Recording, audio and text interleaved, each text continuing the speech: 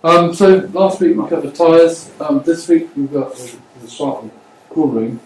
We'll be doing coolering next week as well, but this week we're just looking at low-speed coolering because they're slightly different in the way that they look.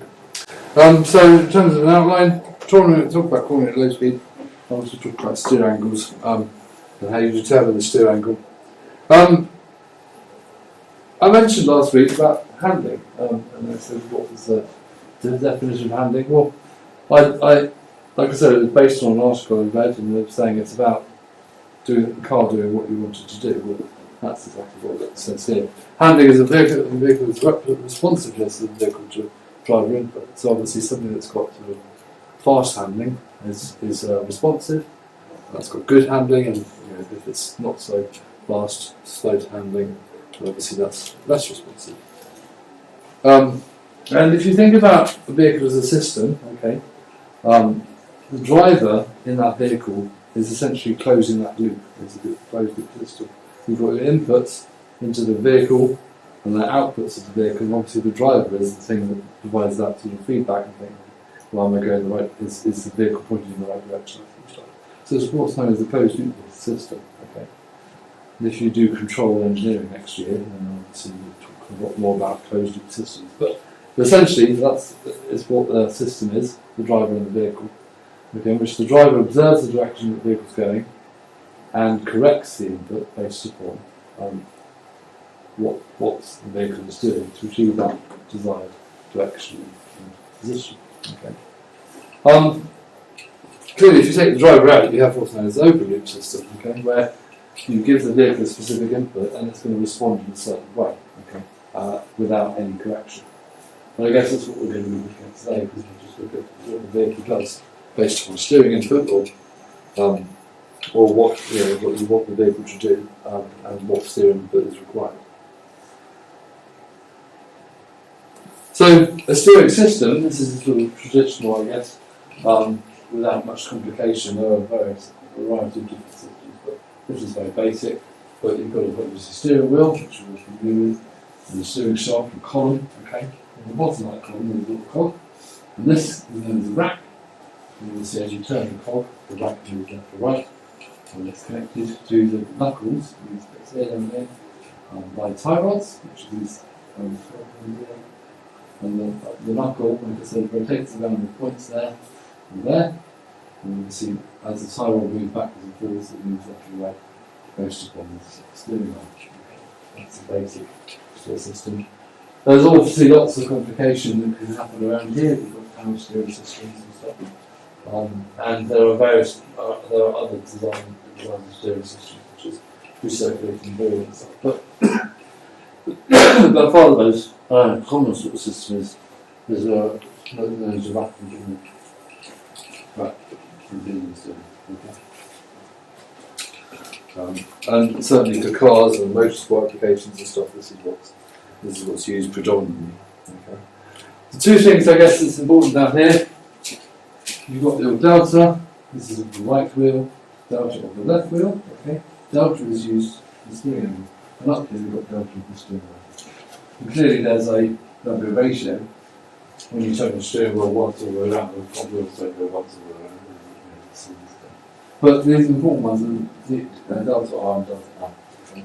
Because you're thinking of wheels and tyres, not necessarily at the steering wheel. Okay, so thinking about delta R and delta L, okay. If we talk about a car, the plan view of the car, back axle, front axle, going around the corner, okay. Both front wheels are turning about the same centre corner. Okay. And to make sure that the angles of these wheels match up with what needs to happen, okay, you have what's known as Ackerman steering, which is a mechanism whereby these things aren't necessarily aligned with the front wheel. That means that as you turn the steering wheel, the inside wheel in the corner will actually turn tighter than the outside wheel. That's known as Ackerman steering. And the way to achieve that is where you set up your steering arms. Okay, so these bits here, there are steering arms, here and here. Okay, and you can see when the steering wheel is straight, if those large arms line up with the centre of the rear axle, then when you move the pinion or the tie rod or whatever that way, you're going to get Ackerman steering, so the inside wheel will turn function outside. That makes sense, obviously, because the distance between the centre to this wheel and the centre to the outside wheel is different, so therefore the radii are different, the angles need to be different as well. But that's known as Ackerman steering. Okay. So if somebody says Ackerman steering, then that's what's going on. And there are variations, okay, pro Ackerman, okay, allows the inside wheel to have a greater than the Ackerman angle. So here's your two concentric circles showing the path of the wheel, okay. This one's correct in terms of the path, this one's actually turning slightly more. You've got what's going to just toe out, okay, in the corner. This is obviously a central performance like card or ring. Okay, and that's called pro Ackerman. So the angles are slightly further. And if you're setting that up, what you do is you position your steering arms come on here and then slightly ahead of the rear axle. And that means that as you turn, the inside wheel or the wheels will be slightly out. You have to turn. Why does that help? Why does that help? Well, it's interesting you ask that. Most Formula 1 cars are set up like this, okay? And the reason why this might help is that you can actually, when the car is going around a circle, there's more load on this tyre than there is on this tyre. But if you increase the slip angle on this tyre, it will generate more rapid grip. Okay? So that's why you end up with it slightly around. And I don't know whether you follow. Do you follow Formula 1? A little bit. Did you follow the testing at the beginning of the year? Yeah. And there was the thing about Lewis Hamilton moving the steering wheel inside and out, which seemed to change the toe. Well, that's exactly what it is. Because most Formula cars are set up with toe out, okay? The problem with toe out when it's going in a straight line is that you generate more grip and more drag and more heat in the tyres and stuff. But in the corners, you want that toe out to get you a good turn. And so therefore, now they've done, they've designed a system, not they designed a system where the steering rod can move, the steering back can move back and forth, which is steering force, which changes the toe of the car. Yes, manually you could yeah. So, like I said, most performance cars are set up on this because you want to generate that grip evenly across the axle. And obviously, one way to do that is to have a slightly higher slip angle on the inside tire. Because clearly, most of the load is just that it's on in the corner. Most of the vertical load is on the outside tire. Okay, so to generate a comparable lateral force on the inside tire where there's less load, you steer it more and you're going to get more on the outside.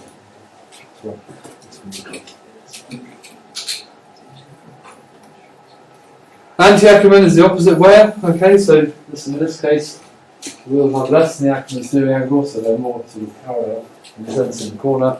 And to do that, obviously, the steering arms are back here. Okay. This is, I guess, a slightly more stable type setup. That's not so common. Right, so low-speed cornering. What do we talk about low-speed cornering? Well, the way cornering happens at low speed, okay, is the tyres roll with no slip angle. Okay, they just generally roll in the direction that they're pointing. Okay, at very low speeds. So that makes sense if you think about you're pushing a bicycle along the road, you steer the steering angle, the bike's going to go where things are pointing. It doesn't have to generate slip angles. Good, and the lateral accelerations that you get at low speed are very low, and so like I said, the force is necessary to go. It's just based. We assume no slip angles. Okay. Negligible lateral force is being generated by the tyres because the speed is low. And like I said, what we aim to have is Ackerman steering. So these wheels are aligned with these concentric circles. There's no slip angles.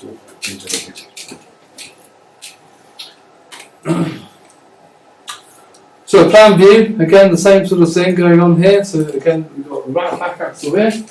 Okay, we've got the front wheels outer and inner, O and I, okay, or it could be L and R.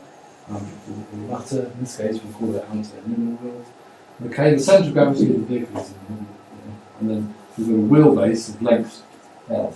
Okay, now the track width okay, between the wheels is T, okay, and clearly when the car is turning, you've got turn centres and wherever they are. And that turn centre is going to be projected along the rear axle, okay, of the car.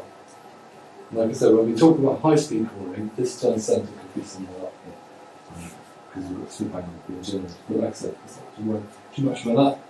The turn centre is going to be along the line projected by the rear axle, and then your front wheel and back wheel. Like I said, with Ackerman steering, you've got them lined up. And we assume that the sort of radius, okay, of the thing, is going to be from the turn centre to the centre of gravity of the car. Radius. Now, if we've got a radius that's a lot bigger than the wheelbase, or the wheelbase is a lot smaller than the radius, okay, we can assume small angles, and that's a benefit because we can get rid of things like sines and cosines. Because if you think about this as a right angle triangle, like that, you can work out what the angle is, or you can work out what delta and mod is, because if you draw a triangle like this, that also would be delta mod.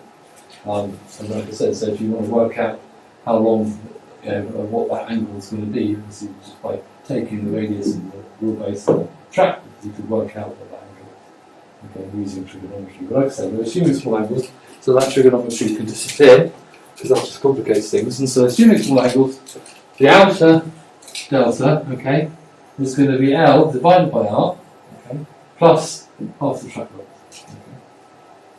Okay. So there's your L divided by R plus the track length. Okay. And like I said, that's an approximation, because for that angle to actually get that, we need to use opposite over adjacent, so we use tangent over. Okay. And the tangent of that will actually give you the correct angle. Like I said, assuming small angles, the tangent of theta is actually theta, so we just don't worry too much about it. Controlling the radians, right? Yeah. Okay. The inner one is the same thing, so we've got L divided by R minus the half the track width. Okay. So yeah, those two cuts are not I. Okay. So they're the outer and inner steer angles. Okay. But what we do is we assume that the radius is also much bigger than half the track width. And so if you drop those two terms, because this is much bigger than that, then you end up with delta being L divided by R, which is the average steering angle. And that is known as the Ackerman angle. Okay, that's the Ackerman steering angle. And so if you've got a vehicle at low speed, okay, and you want to work out, okay, well I need to negotiate a corner radius of 50 metres, okay, I know my wheelbase is 2.2, then you take your wheelbase, you divide it by the radius, you're going to get the steer angle required up the front wheels, okay, which is known as the Ackerman angle. What are we calling low speed? Low speed, less than 1 or 2 metres per second lateral acceleration, so metres per second squared. So it's, yeah, I mean it'll be told you to explicitly if we're talking about low speed, because this is the basis of low speed as well. So yeah, so average steer angle is the Ackerman angle, which is L divided by R, the wheelbase divided by the corner radius. So Ackerman angle. So like I said, for low speed cornering, the steer angle by the same angle. So close question 1. This is straightforward. For a vehicle with a wheelbase of 2.4 metres, travelling at low speed, around the corner radius 50 metres, calculate the steering angle required in degrees. Okay, that equation, like I said, this equation will give you a corner radius, a delta in radians. Okay, that's important to bear in mind. So we got that. Okay, and we're going to go through the solution.